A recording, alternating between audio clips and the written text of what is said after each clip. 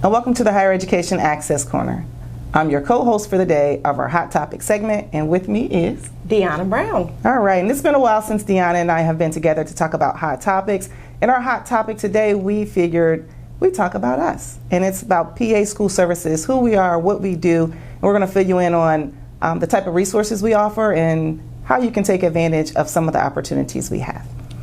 So Deanna, if you want to get started, Deanna is our Director of PA School Services, so also the co-host of the Hot Segments topic, but I think she's a great person to kind of introduce you all to who PA School Services is. Absolutely. So I always joke around and I say, well, it's not really a joke because I believe it.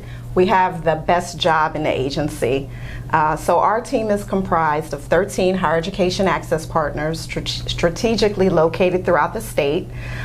We provide a lot of different services to students, parents, families, community partners, secondary schools, and post-secondary schools. We are basically financial aid experts within PHEAA that can help our constituents with a variety of different things. We do financial aid presentations. We help families with the FAFSA. We are a point of contact for post-secondary schools for any type of assistance they need with any of our state grants or special programs or other things throughout the agency. So it is a very rewarding, I would say, position. We definitely don't get bored because of all the different things that we get to do on a daily basis. And we're always looking for new opportunities to partner with community partners. We do a lot of partnerships with community organizations such as the boys, now I'm drawing up the Big Brothers, Big Sisters. Big Brothers, Big Sisters. Is one of our big ones. Yes. Libraries, Career Link throughout the state. And so we're always looking for new opportunities to continue more outreach throughout the state. And since I've been in school services, it's just been a very rewarding opportunity to be able to, impact our communities throughout the state. Agreed. And I think also in addition to some of the community organizations that you mentioned, a nice, I think, broader way of saying it is any and everyone that works with someone regarding post-secondary options. We're open to having a partnership with, a relationship with, because there are resources, tools, tips that we can share with them, presentations we share with them. So even if you're not a school or a secondary school or a community organization, maybe you work with youth and you have youth programs, those particular community organizations we work with as well. So it's a wide overview. I don't think we've ever really turned anyone down to say, hey, we're a youth group, so it doesn't matter if you can't be too small or too big to use our resources and or assistance that's out there. Yeah, some of the other things that we do in addition to those things, we also go into the classrooms. So in high schools and middle schools, we offer financial literacy presentations.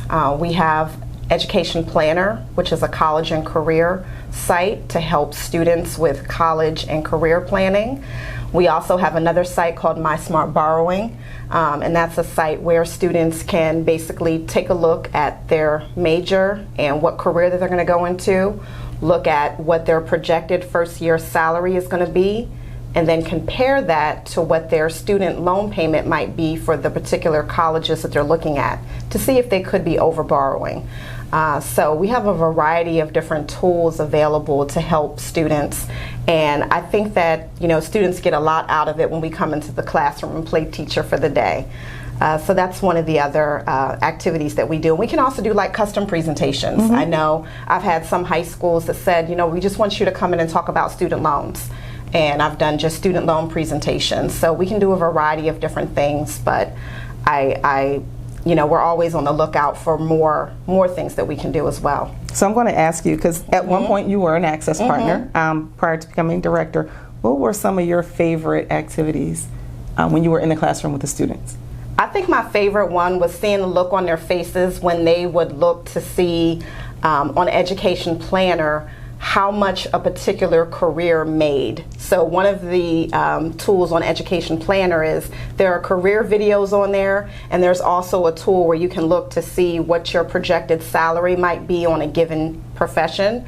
and they would just go crazy. You know, they start looking at, I'm going to be this, you know, I'm going to be a veterinarian. This is what veterinarians make, or I'm going to be, you know, a cosmetologist, and this is what they do, and this is what they make. And I think that just seeing the amazement, you know, in their faces and hearing the conversations that arise from those activities was very rewarding for me when I did the classroom presentation. And I do like that as well. What I also found interesting, sort of like in that same arena, is when they learn, a lot of times they'll say, we'll use veterinarian like you just talked about. They'll say, I want to be a vet because I love pets, I love working with them.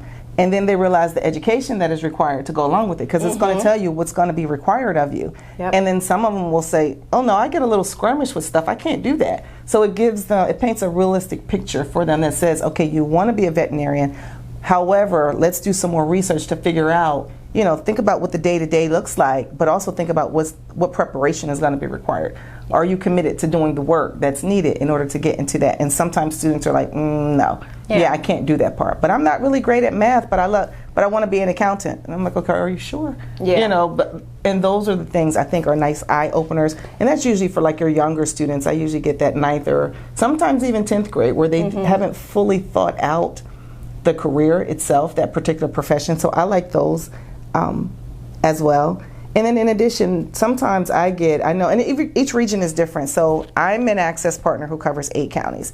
And in my 8 counties, it's a variety of different, sometimes I have urban areas, rural areas, suburban areas, and sometimes their needs are different. So the goal is to meet everyone's needs and provide what they're looking for.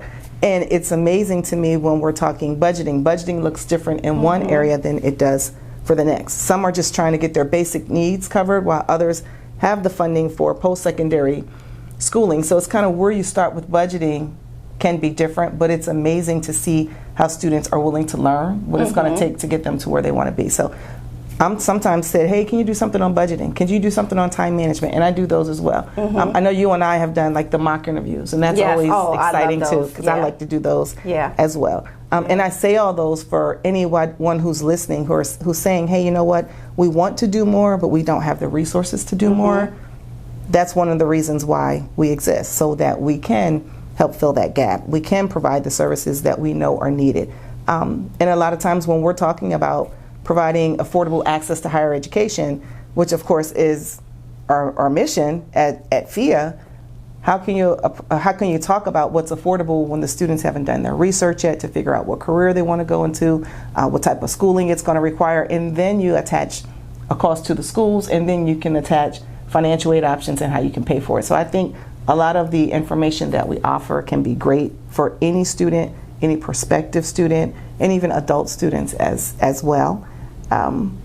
Yeah, I think it's definitely an eye-opener too, because I think a lot of times, you know, students might hear about different professions. I know in my time, it was always lawyer or doctor. You got to be a lawyer or doctor. And then the big rave was engineering. You know, everybody wants to be an engineer. Lately, I've been hearing surprisingly a lot of veterinarians. Like I've gone and there's no more doctor. They want to be a veterinarian. But I think sites like Education Planner are good because it may open a student's eyes to other careers that they don't even know exist. And it's good to kind of look at those things before they actually go into their major in college, and then realize, hey, you know what? I thought I wanted to do this, but maybe I want to try this. So it gives the students the opportunity to explore, you know, other career opportunities that, you know, that they weren't aware of, and kind of do that early before they start, you know, going into a major and maybe, you know, wasting money on courses that are going to go towards something that they found out that they're really, you know, not drawn to. So I think it's a really good thing to do, and it's a good resource to have. I agree. So now let's talk about the why. Why do we do what we do? Why does PA School Services exist, and why do you feel like there's such a need, and why we hopefully will remain relevant in our community partners, schools, lives moving forward? Well, PHEAA is a not-for-profit, and as part of our public service mission, you know, creating access to higher education, we offer this. You know, all of our services are free to the public, and I think it's just a great way for PHEAA to spread the word about access to post-secondary school, information about financial aid. A lot of families, it's a big mystery. They know that their student wants to go to college, the student knows that they want to go to college, but they're not sure how to pay for it. And I think the services that we provide is actually meeting people where they're at. We're going into high schools, we're going into middle schools, we're going into libraries, community organizations, and we're meeting directly with families face to face and giving them that information. And I can't tell you how rewarding it has been for me when I was an Access partner to give a financial aid presentation, and families come up to you at the end and they say they're just so thankful. Thank you so much, because before, the way you explained it, it was so down to earth, and now we know what we have to do, and we know that higher education is a possibility for my child. Even families that may not have prepared, they haven't saved any money, they haven't put anything aside, and they're just looking for, that resource to help them through the process. And I think that we are in a unique position and to be able to do that and help families. So we do it as part of our public service mission, and I just think that it's just a great thing that PHEAA offers. I agree. When I sometimes think about my why, I'm going to tell a story. I'm going to try and make it super short. Mm-hmm. I'm a little long-winded, so if I get long-winded, wrap it up, Tiff. But here's my why. A lot of students don't have access and opportunities. They have no idea, but they have big goals and dreams that are out there. Yeah. And I don't think that it should be, you gaining access to your goals and your dreams should be limited by where you are and your limited resources. So at one point, I've had a stint with PHEAA, and then I left PHEAA for a while back and worked for another organization, different organization. And in that, it was still in the same arena. He was coming in, he needed a student loan. First thing was to counsel about financial aid opportunities, options, which none of them he knew about. And he was kind of late in the game, missed every deadline that he could have missed. But he was so passionate, he wanted to go to culinary school. He found a school in New York last minute. He was all set to go. However, he missed the funding piece. So he's coming in on his own. Can I get a student loan? Did you do the FAFSA? Did you do this? No. Okay, let's get you caught up with that. And that wasn't my role at the time, but the goal was to make sure they've exhausted all other options. He did all of that. His credit wasn't good. His mom's credit was not good. She tried it. So we're having this conversation, and I was like, keep trying this, and this. He's working with the school. Didn't hear from him for a little while, and I always wonder what happened to him. About a month and a half later, I don't know why, not an obituary reader, I read where he passed away. Oh, no. And his mom followed up with me one day, and she says, unfortunately, he died of an asthma attack. And she says he was so close. And I was just like, wow, all he wanted to do was go to New York and start that career. And I was like, you know what happened was he didn't have the tools, he didn't have the resources, he didn't have all of that. But he probably could have gotten at least a semester or two in New York, living out his goals and his dreams. And that was kind of like the passion behind it that says give every kid every opportunity and every resource. If they're able to reach all of their goals and their dreams, great. If not, if they're at least living their goals and dreams, it gets them a little closer. So that always stuck with me as a why. Even on a day you're tired, Tiff, you know what, you might be inundated with calls, you might be inundated with whatever. You never know where that person is at, and they just might need that piece of motivation to help them achieve their goals. I said I wasn't going to be long-winded. You let me be a little long-winded, but that's a near and dear piece for me that I always say, always remember the student and why you're doing what you're doing. Absolutely. And I think too, when you look at kind of the sentiment in the country right now, there's so much negativity, in some sectors, about college, it's a waste of money, it's just putting people in debt and all these things. And, there are legitimate, concerns with the cost of college. But I think that's where the knowledge and the resources come in to be able to make the right decisions for students and their families. And I think that that's where we can come in and kind of be that, counter to that negative sentiment. Right. Yes, there are situations where people are over borrowing and going into debt. But, there are different decisions people can make to kind of mitigate those costs. And also college is a game changer. I know it was for me and my family. It wasn't just, college with me going to college and pursuing the degrees that I did that made a difference, but it was the impact that it had on my younger cousins, sibling, seeing that example and how it can change lives. And I think that, that is something that, we can help, kind of be a counter to that negative sentiment about college as well. Totally agree. And I also want to point out that as Diona and I are talking about college, we mean post-secondary. So we are referring to business schools, technical schools, trade schools, community colleges, four-year schools, and beyond. We use that term interchangeably, post-secondary school, colleges, because someone may want to be a veterinarian. Maybe you want to go into a trades and it's a certificate program. Whatever your goal is, there's still resources to assist. And I point that out because sometimes students will say, and I know you've heard it, or the parents will say, oh, no, I'm not going to go to college. It's so expensive. And I'll say, okay, well, what's the route you want to take? Well, I'm going to go to a trade school. Okay, financial aid is still an option for you. So again, it's a post-secondary school, and I think the more we can share that information with students and families, they won't necessarily close the door to college and completing the FAFSA and the financial aid or things like that. There are scholarships that are there. There are other resources that can be there. And the goal is to get you the education that you need so that you can go into the career you want and live the lifestyle that you want. It's not to break the bank. And I think our team does a really good job with that. And this is kind of what we would consider like our kickoff at the beginning of the school year, so to speak. So let's talk about some of when we're doing some of the things that we do. And I'll start it with financial aid workshop for educators. And that's an opportunity where Access Partners, the 13 Access Partners that we have, we coordinate with a co-presenter. It's usually someone from a school or a different entity that works with students on a post-secondary level, and we're bringing in the counselors, things like that, to train them on the latest financial aid changes.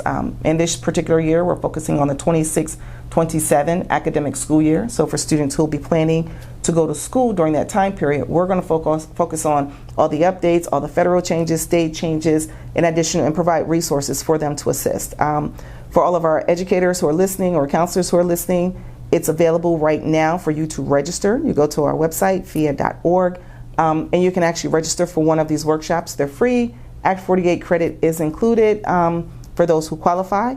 And I think it's a great opportunity to meet your colleagues. A lot of times at my workshops, it's like there's one workshop in particular, I won't point them out, but it's kind of like they get together and I think they're more excited about seeing one another than they are about anything that we're presenting. But they're a fun group, they're learning together, and they share their own experiences of what's happening. So it's a great time to learn, have a little bit of fun, and we provide this, again, free of service to everyone. They're usually held in the fall, so we're usually doing those in September and October. So again, great time now for those schools who are just getting back in, get your counselors updated. And it's also for folks who are like maybe in PA Career Links or anything like that. If you're assisting students in any way, this is open to them as well.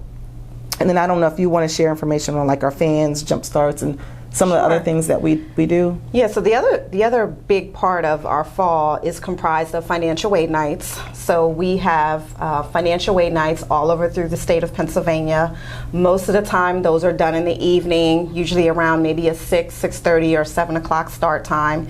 Usually last about an hour, and our higher education access partners will give an overview of financial aid, from filling out the FAFSA to, college experience, to our Pennsylvania State Grant and our different special grant programs.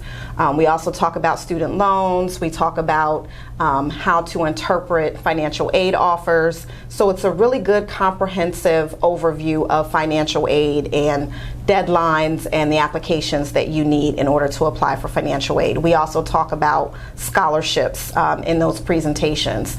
And we usually partner with high schools. Sometimes middle schools are interested in those, or other community partners such as legislators. A lot of times will partner with us to have community events for their constituents. So it's a great opportunity for families to come out and learn about financial aid and demystify the whole process. In addition to the financial aid nights, for juniors or students who may be not in their senior year, so before their senior year, we also offer Jumpstart presentations. And this is also basically like a sneak peek of a financial aid night. Sometimes the counselors will want information on, In addition to college, maybe resources for how to enter the workforce or go into the military.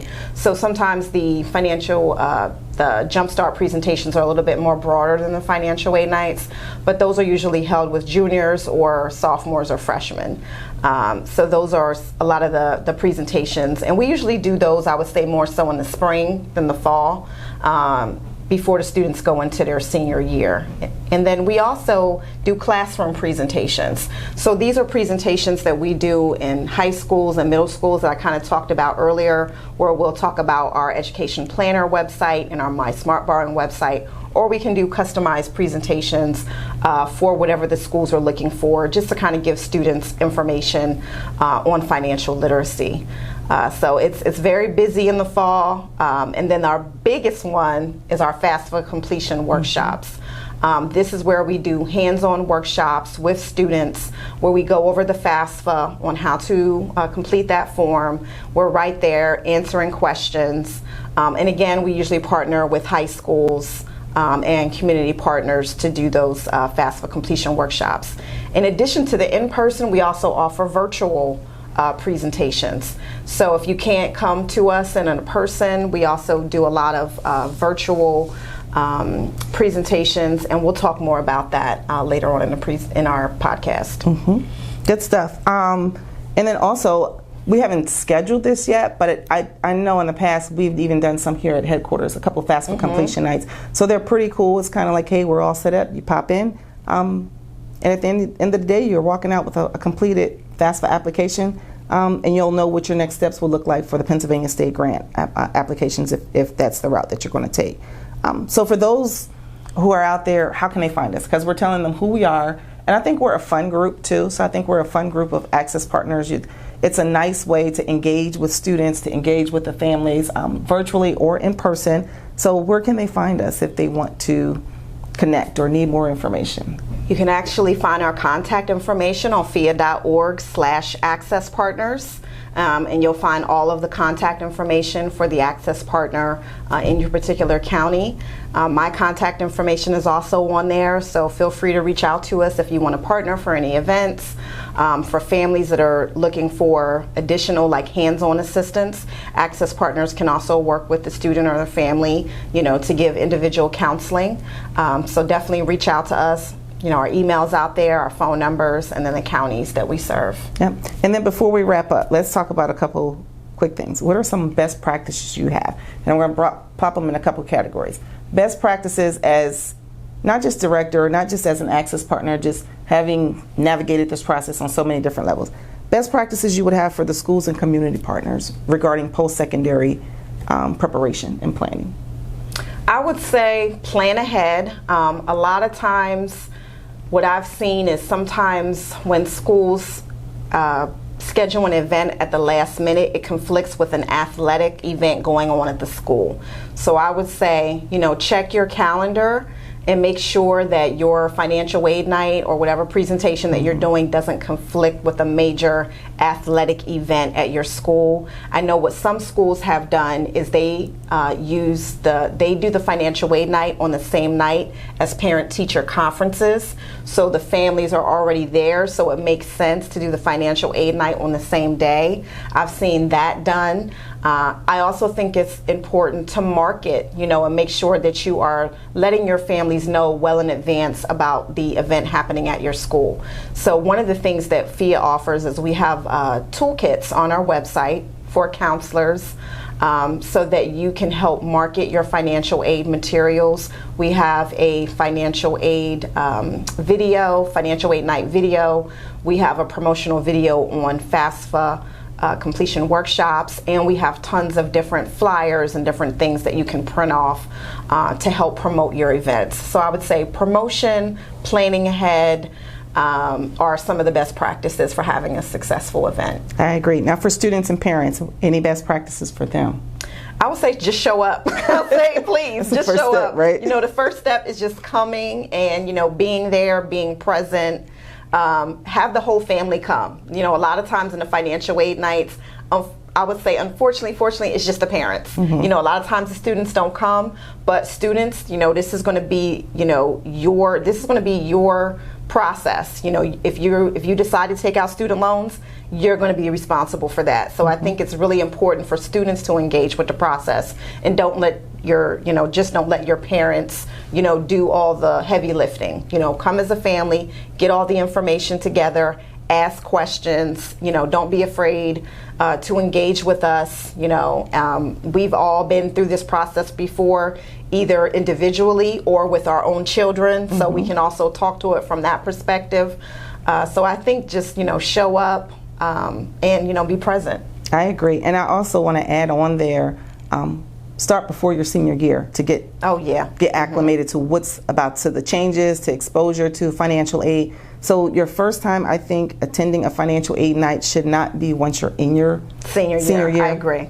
Get exposure ahead of time. That way you know that there's some work that needs to be done. You need to start thinking about careers. You need to start researching the schools, visiting schools. And if you wait until the senior year, I think it makes you feel rushed and overwhelmed, and you don't know all the questions to ask. Yeah. Now, if you have to wait till your senior year and that's what it is, bring it in. We'll get you up to speed. So that's okay as well. And one more thing I want to add too is apply for scholarships. I used to emphasize that so much in financial aid nights because honestly, it's something that I didn't do as a student. I didn't have a higher education access partner in my high school help you out, right? to tell me to apply for scholarships. I just assume, I don't have a 4.0. I'm not at the top of my class, so I'm not going to be eligible. So why bother? And that is definitely not the case. We've heard stories from scholarship organizations, from schools who offer scholarships where either no one has applied or one person has applied. And guess who got the scholarship? That one person that applied. Yep. So that is one thing too that I would emphasize, in addition to planning early.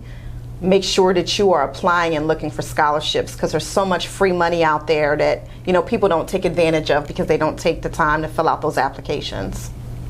It's a nice segue into my next section, because the next section, and this is the final part, where I wanted to make sure that our listeners know about our upcoming statewide webinars. And we do have one coming up on scholarships, right? We absolutely do. So on Wednesday, September the 10th, 6 to 7, we are doing a statewide webinar on searching for scholarships, and you can register for that on PHEAA.org/virtual. And you will find a listing of all of the different webinars that PHEAA offers, and that one is coming up on September the 10th. And then we're going to have another one for people that can't do a night session. We're going to have another one on September 24th from noon to 1. So definitely, check out our website and register for those upcoming webinars. Perfect. And then we also, like Diona said, you'll see a full listing of all of the webinars that we offer, that our PA School Services team offers. So take advantage of all of those. The goal, we think, for this particular hot topic was to make sure everyone is fully aware of who PA School Services are. We're a group of, I think, amazing 13 higher education access partners, along with our amazing director, who really just want to help create affordable access to higher education. For all the students who are out there, for all the families who are out there, don't hesitate to reach out to us. We're available. Our website, again, is PHEAA.org, and you can get all of the information that you need. So, any last parting words? No, I think we covered it all. I think this was a great podcast to kind of talk about what we do, and I think we've provided a lot of different information, resources. So just excited to partner. Like I said, schools, community partners, families, reach out to us. Absolutely. And for those of you listening, thank you for watching, and we'll see you soon.